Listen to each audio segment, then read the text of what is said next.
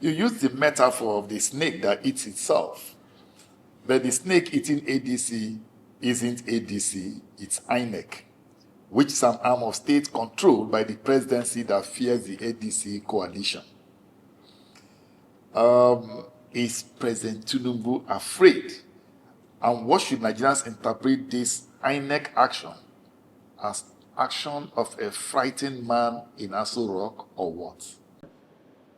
The presidency under the watch of Bola Ahmed Tinubu is not only afraid, is a coward. Mark my choice, those words are mine. We have never seen such a cowardly presidency, that after you have swallowed up as much as 31 governors, after you have swallowed up as much as near 90% of the national legislature,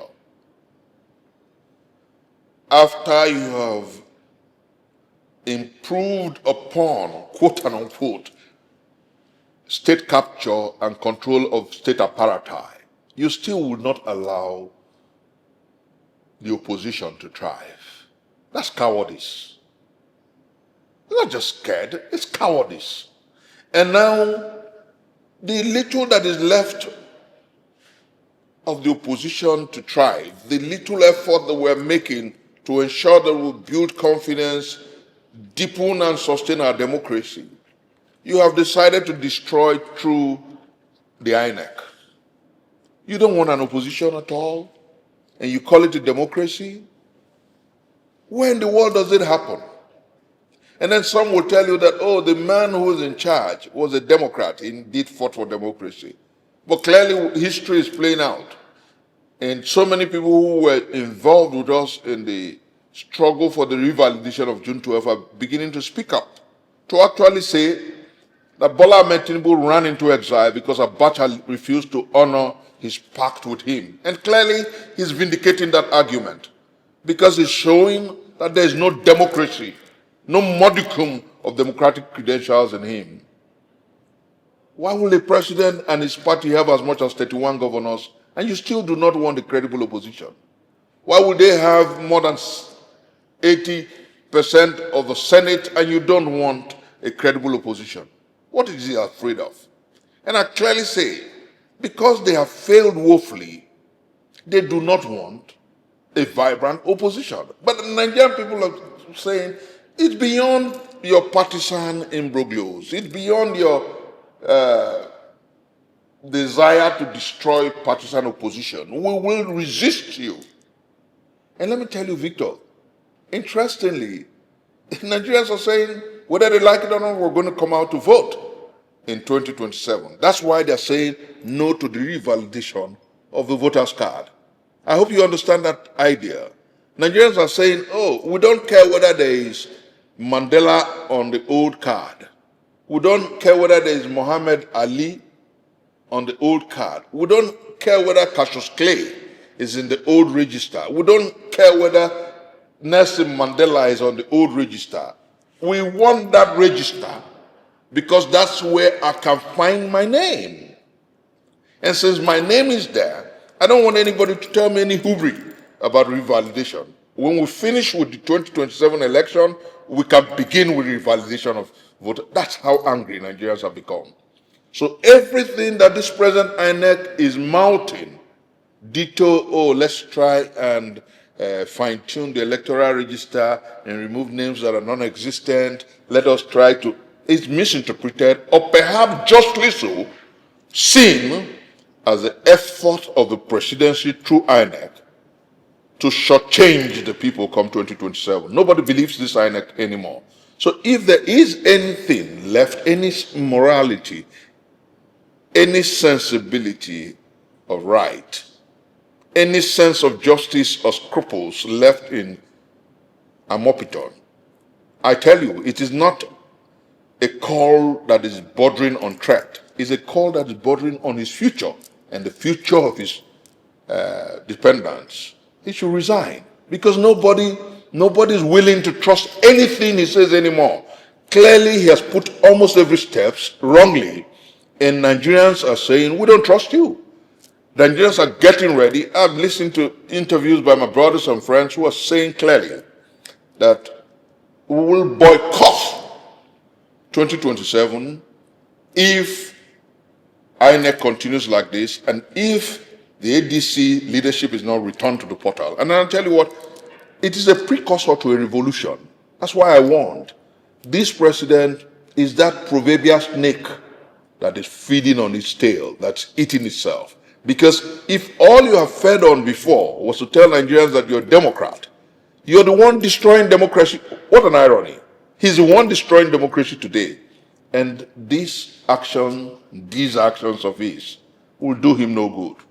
ADC says he's going ahead with his congresses, whether INEC recognizes or not. And INEC, one is tempted to ask, if INEC does not monitor this Congress and does not recognize the congresses by the ADC, will ADC be legally right to field presidential candidates and governorship candidates in the 2027 election? Victor, let me make you laugh. ADC threatened that it will go ahead with its conventions. INEC replies and says, do not make the mistake that the PDP or the APC made in Zamfara State. That's Amupito telling you the script. If you go ahead, we will not recognize you. We will not recognize your candidates. We will call the ADC non-existent with respect to the next election. That's simple. So you see what it is?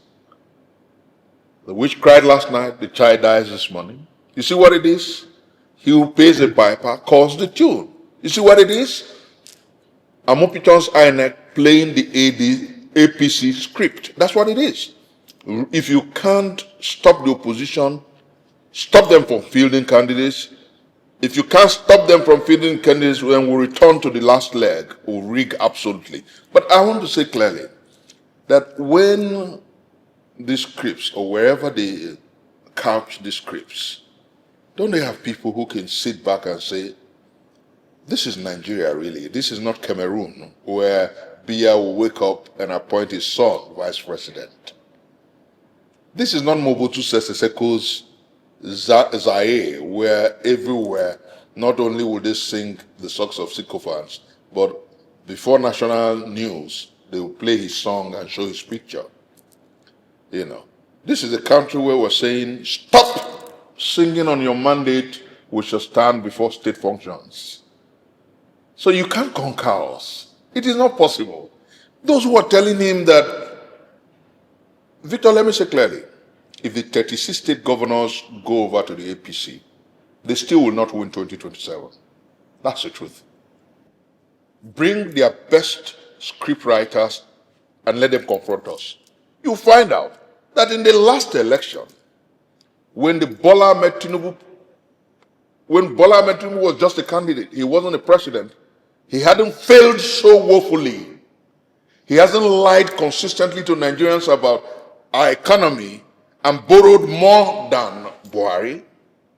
He hasn't told us how well they're doing on repairing infrastructure and Nigerians are sleeping on the roads. He hasn't told us about how he's fighting insecurity and more Nigerian lives are being killed by the day.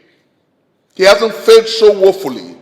21 state governors in 2023, Victor, could not deliver their presidential candidates in this country.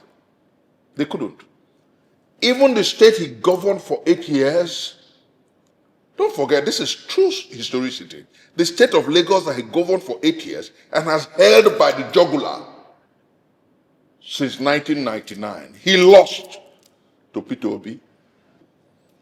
They know that once a credible opposition candidate comes, he will sweep the polls, even if they have 36 state governors. So what they are trying to do is ensure, okay, ADC can't be in the polls in 2027. Any other one that comes up will not be. And so they have to deal with, quote unquote, a seemingly wishy-washy opposition. But they have forgotten. Maybe they do not have the time to hire professionals who are experts in political analysis to tell them that is either of three things before you. Is either you allow for credible and vibrant opposition and go back to the drawing board to make Nigeria a huge construction site within the next 1 year and ensure that in actuality Nigerians see your performance, you will lose woefully. That's a simple analysis, Victor. These people should go back to the drawing board and make democracy responsible to the people. They should make governance responsible to the people. They should turn Nigeria to a huge construction site where we see in actuality what they're doing. If they continue to do politics and think that INEC will mess us up and think that the DSS, the DMI, the police, the NIA, and whatever state apparatus they control will stop us from speaking up, oh, they've got something huge coming. And that something huge is the fact that this country is a country of great fighters. I don't know whether you remember the great Shehu Okewo of the Ali Mongo protest. I don't know whether you remember that we still have a few strong, vibrant minds that will not cower. I don't know whether you know that in this country we resisted the military, and when IBB annulled June 12, he could not but use wrong language when he told Nigerians that he was stepping aside. I don't know what that means. We still don't know what that means in English language. He's still stepping aside. But he ran away. I don't know whether you know that Absalom Abubakar, when he took over after the death of Abiola, he practically handed power over in less than 12 months. I don't know whether you remember that 5 political parties had endorsed Abacha's candidacy. And the sage Bola Ige said that it was the 5 fingers of a leprous hand. And Nigerians fought. I don't know whether you know, and I don't know where people are coming from this when they think that Nigerians are cowardly. I'm a Nigerian. I'm not cowardly. I'm 55 years old. I've spent more than 9 years of my life in one custody or the other, and I'm not tired. On my way here, I told my brother that was driving me here that perhaps something tells me that some of us are going to return to the gulag before 2027. And my brother said, they can't do it. And I said, no. They are dumb, deaf, and blind. They lack soul, conscience, and scruples. These men are cowardly. Cowards fight with everything. But truth will vindicate the just. And truth will set our country free. And I live in a country, Victor, I'm prophesying here, I will live in a country, and I believe you will, where justice will reign. If you are to advise the ADC, or you are advising the ADC right now, what is that one mistake you advise them not to make in the next 30 days as the time starts ticking? Let me say this clearly. I'm a mentee of the late Martin Luther King Jr. And he said that obedience of an unjust law is indeed the greatest disrespect of the law. I will ask the ADC not to obey unjust laws. I will ask the ADC to protest against unjust laws. I will ask the ADC to insist on marches and street protests against this INEC. I will ask the ADC to go beyond press statements and newspaper releases and ensure that through sit-tights and protests will compel INEC to do what is right. And let me say clearly, I will ask the ADC to go ahead, exhaust the processes available in open court, and to go ahead with this convention. INEC is not the totality of the law. There is a law which derives life from the people. If this INEC and the APC decides to make it impossible for the law to prevail, then, like St. Augustine would say, the people will do that which is needful because the law derives life from the people. And so I want to say clearly, Victor, that this INEC has shot itself in the feet. All right, and let's take this In your piece, you wrote, but now that you have chosen to eat up yourself, who do you blame? You said the arrogance of power and idiotism of unresearched conquest is in full display in today's Nigeria under Tinubu. Can you probably make it easier for the layman on the streets to understand you better? In making it easy, I take you back to 1939, when a certain Adolf Hitler, after having come to power through popular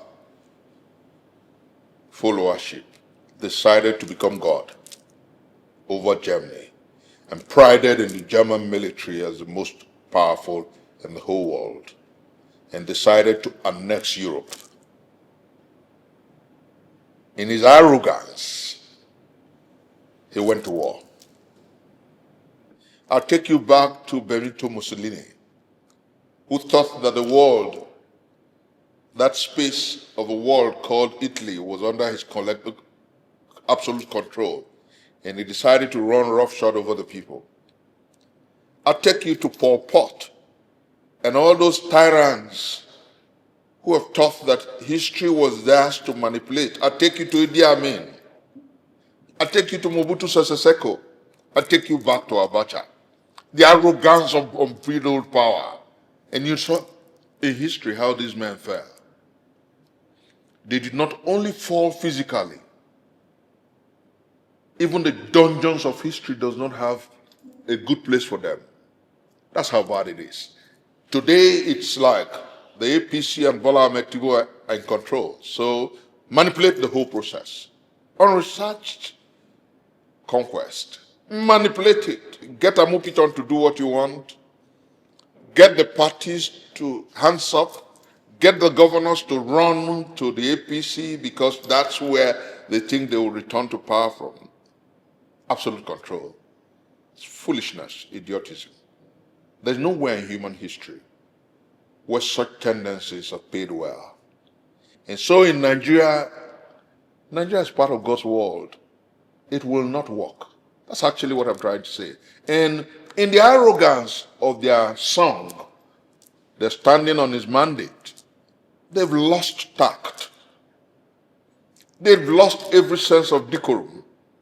They've lost every sense of control. That's the idiotism of unbridled power.